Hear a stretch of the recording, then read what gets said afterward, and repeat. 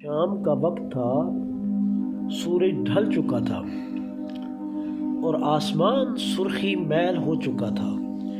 گاؤں کی مسجد کے صحن میں بچے قطار میں بیٹھے ہوئے تھے۔ ان کے چہروں پر علم حاصل کرنے کا تجسس نمایاں تھا۔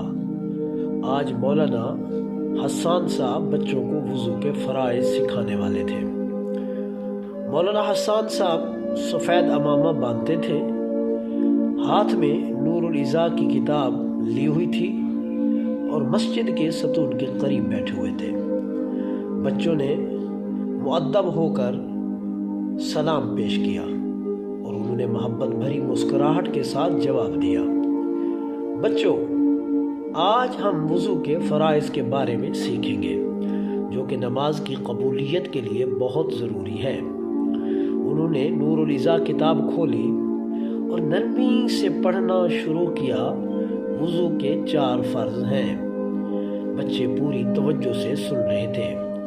مولانا حسان صاحب نے وضو کے فرائض اس طرح بیان کیے کہ پہلا فرض وضو کا چہرہ دھونا ہے اور چہرے کو ایک کان کی لو سے دوسرے کان کی لو تک اور پیشانی کے اوپر والے حصے سے ٹھوڑی کے نیچے تک دھونا فرض ہے۔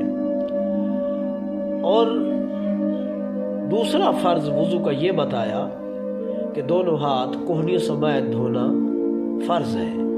ہاتھوں کو پورے کوہنیوں سمیت دھونا فرض ہے، کیونکہ اگر کوہنی کا کوئی حصہ خشک رہ جائے تو وضو مکمل نہیں ہوگا، وہ وضو ناقص ہوگا۔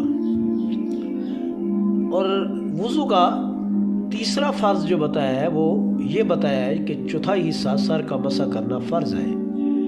پورے سر کا مسح کرنا سنت ہے، مگر چوتھائی سر کا مسح کرنا فرض ہے، یعنی کم از کم اتنا حصہ ضرور ترک کرنا ہوگا۔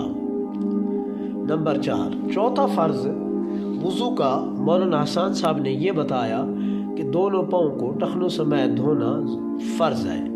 پاؤں کو دھونا اور اس میں ٹخنے بھی دھونے شامل ہیں۔ اگر ٹخنا خشک رہ جائے تو وضو مکمل نہیں ہوگا۔ یہ سن کر بچوں نے اپنی چھوٹی چھوٹی انگلیاں اٹھائی۔ حامد نے ادب سے پوچھا، استاد محترم، اگر کوئی فرض رہ جائے تو کیا وضو ہو جائے گا؟ مولانا حسان صاحب مسکرا پڑے۔ بہت اچھا سوال کیا بیٹے۔ اگر وضو میں سے کوئی ایک فرض بھی چھوڑ دیا جائے تو وضو مکمل نہیں ہوگا، یعنی اس کا وضو نہیں ہوگا، اور بغیر وضو کے نماز ہو ہی نہیں سکتی۔ اس لیے وضو کو احتیاط سے کرنا چاہیے۔ بچے سر ہلا کر گویا کہ اپنے علم میں اضافہ کر رہے تھے۔ پھر مولانا حسان صاحب نے عملی طور پر وضو کر کے بھی دکھایا تاکہ بچے بہتر طریقے سے وضو کے فرائض کو سمجھ سکیں۔